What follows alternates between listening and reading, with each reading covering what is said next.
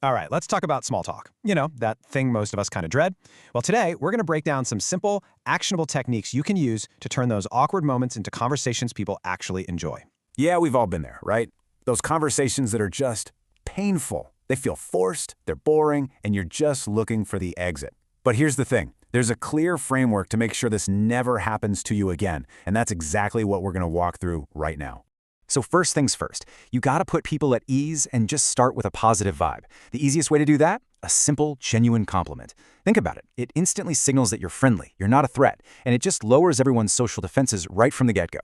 Now, to make this super easy and, not weird, you can stick to one of three safe areas. You can compliment their work, their energy, like, hey, you have a really great energy, or a non-creepy platonic physical thing. We're talking about a cool jacket, a unique pin, something like that.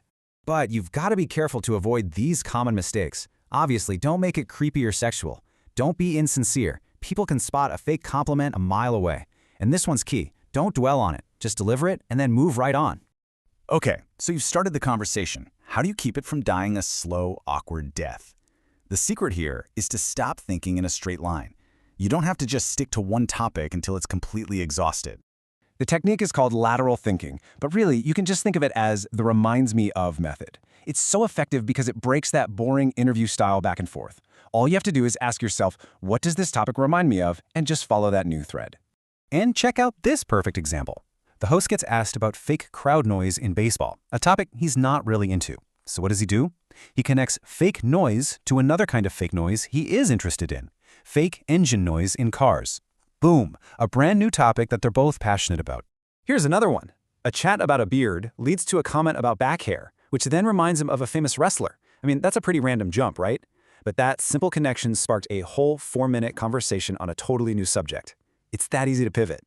So this seems obvious, but to have an interesting conversation, you have to ask interesting questions. The key here, though, is the execution. It all comes down to a really simple shift in how you phrase things. Look at the difference here. On the left, you've got boring questions that get one-word answers. On the right, you just add one little word, why.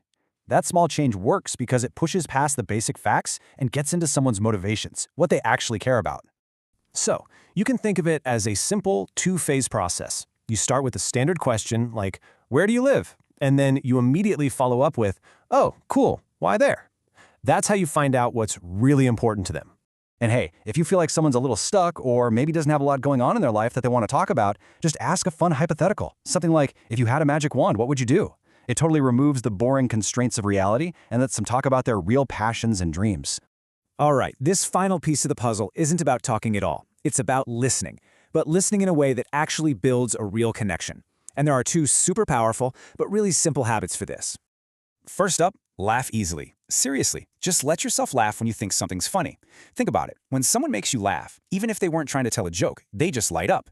It creates this amazing positive feedback loop in the conversation. Okay, the second habit is called mirroring.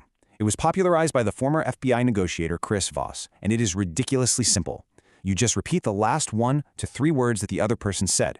It's basically a verbal nod that says, I'm with you, keep going.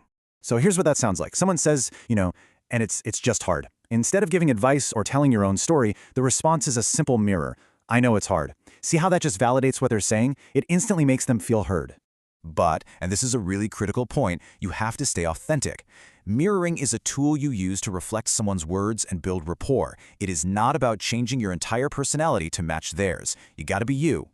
So there you have it, a whole toolkit for better conversations. Start with a genuine compliment, use that reminds me of technique to switch topics, ask why to go deeper, and really listen by laughing and mirroring.